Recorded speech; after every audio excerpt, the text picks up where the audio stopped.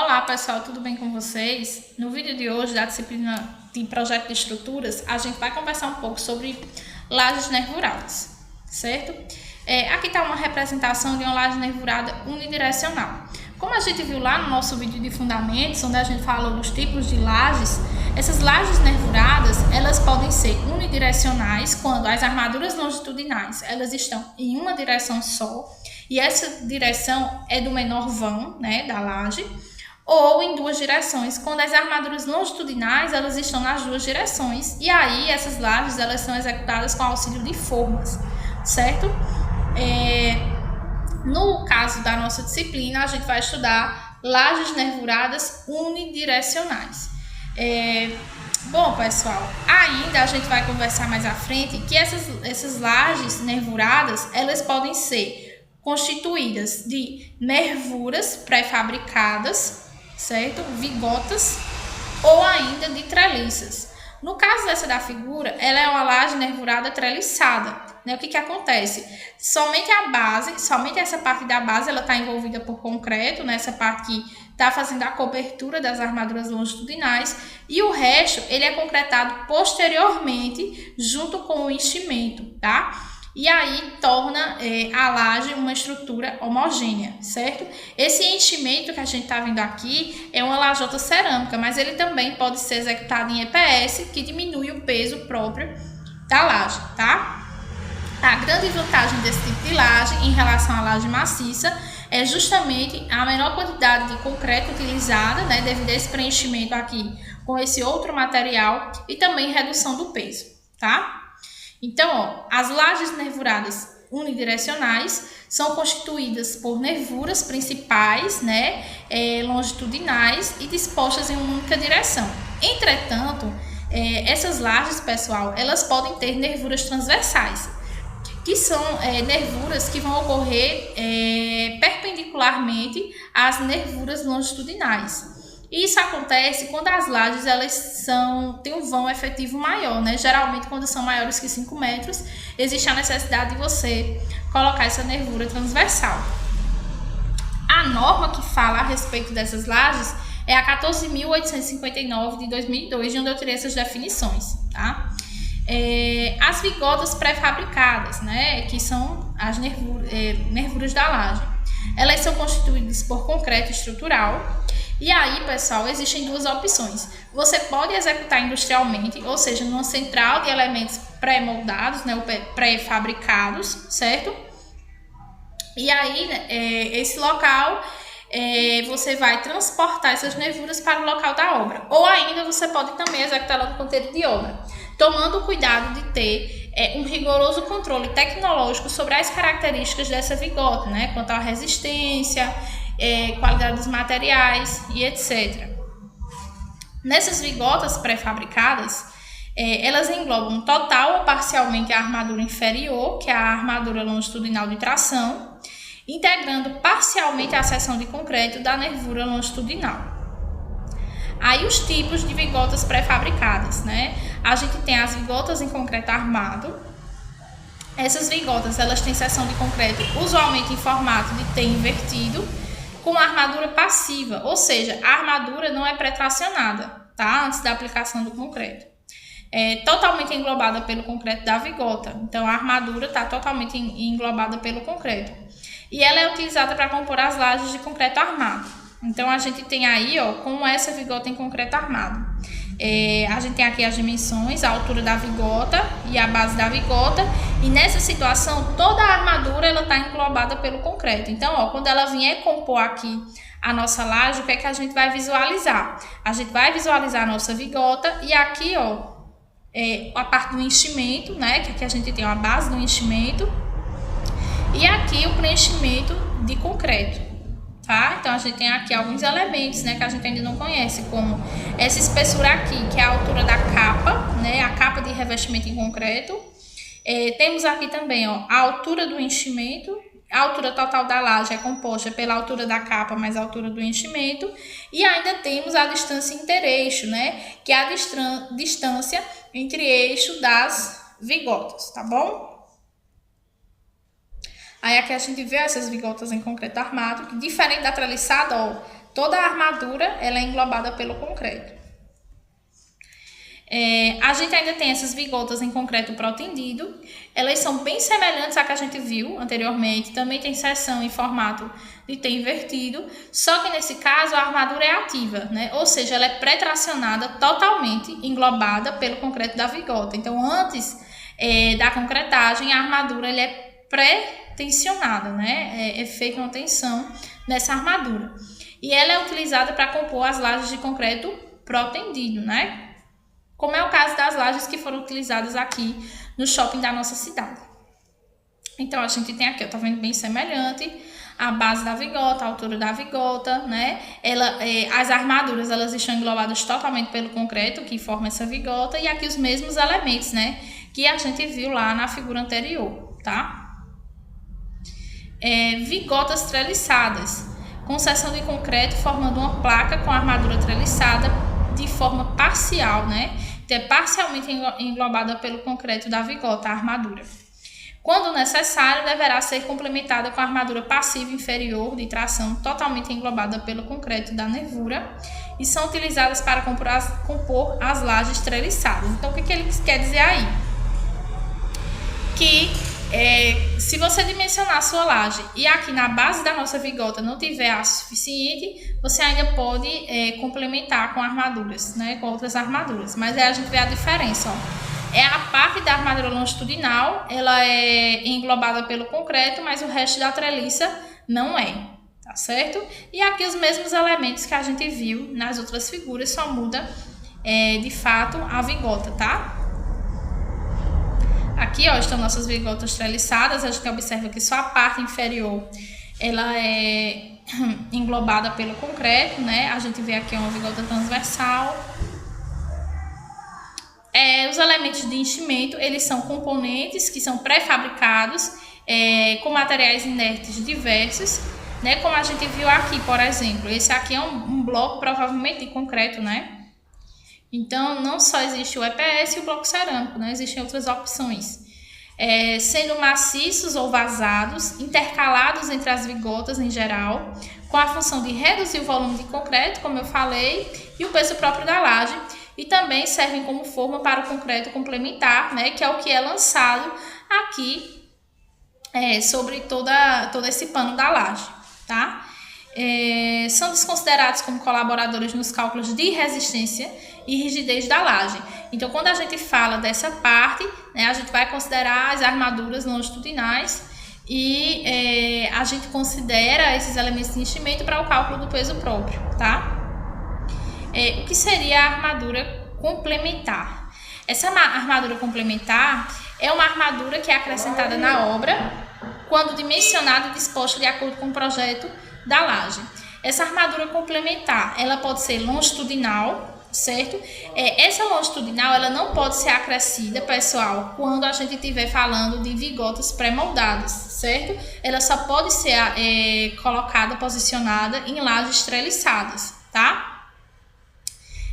Quando dá impossibilidade de integrar na vigota treliçada toda a armadura passiva inferior de tração necessária.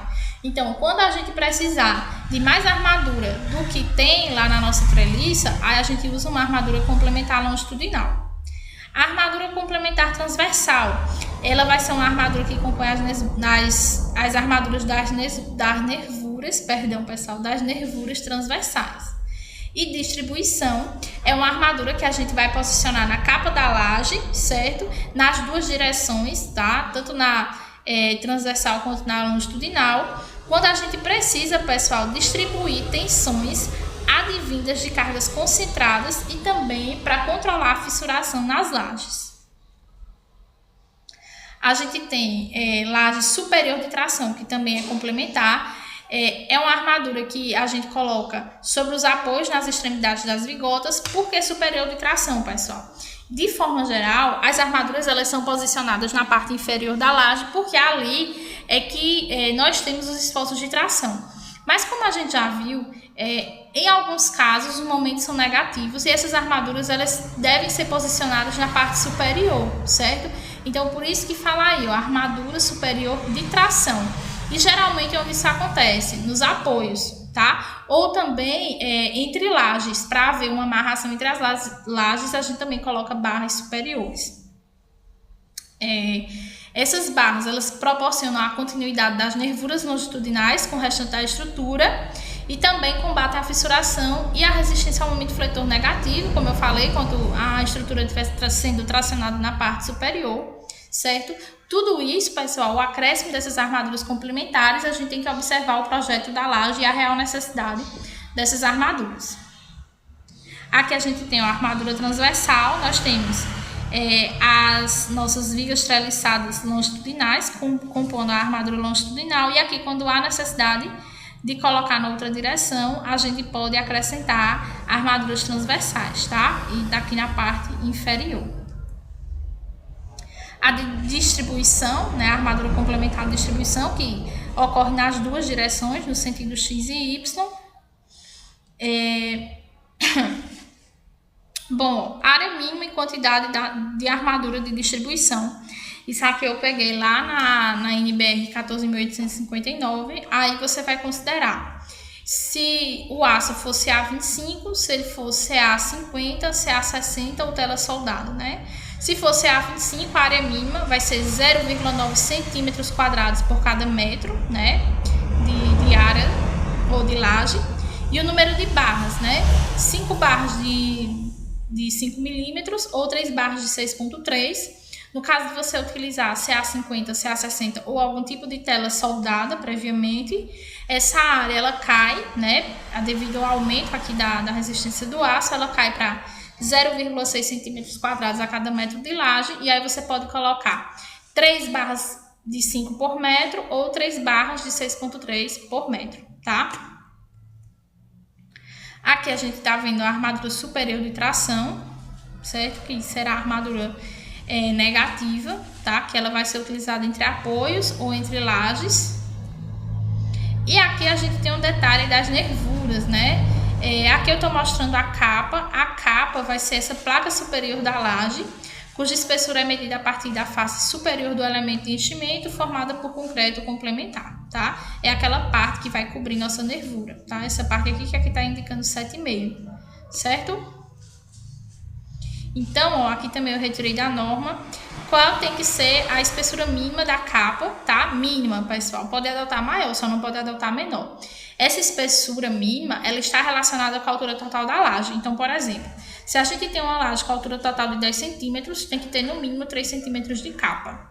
Se essa altura total da laje é 16, no mínimo 4 centímetros de capa.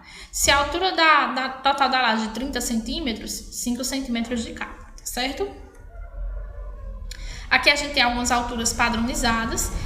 Desse lado esquerdo, a gente tem a altura do enchimento, certo? E aqui alturas recomendadas para a laje. Então, por exemplo, com um enchimento de 7 centímetros, eu posso ter uma laje que varia de 10 a 12 centímetros. Com um enchimento com 8 centímetros de altura, eu posso ter uma laje com altura que varia de 11 a 13 centímetros, certo? E aí, lembrando sempre de apreciar aquela espessura da capa. E aí vocês estão vendo, né, para as diversas alturas de enchimento e a altura da laje aí do lado relacionado. Como é que a gente designa essa altura padronizada da laje?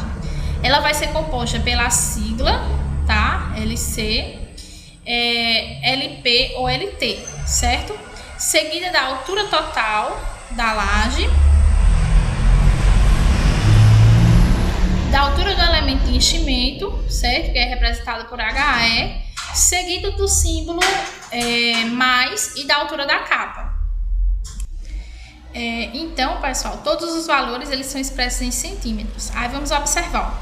LC vai ser a laje de concreto, né? Aqui a altura total, aí entre parênteses a altura do enchimento mais a altura da capa. Aí um exemplo, né?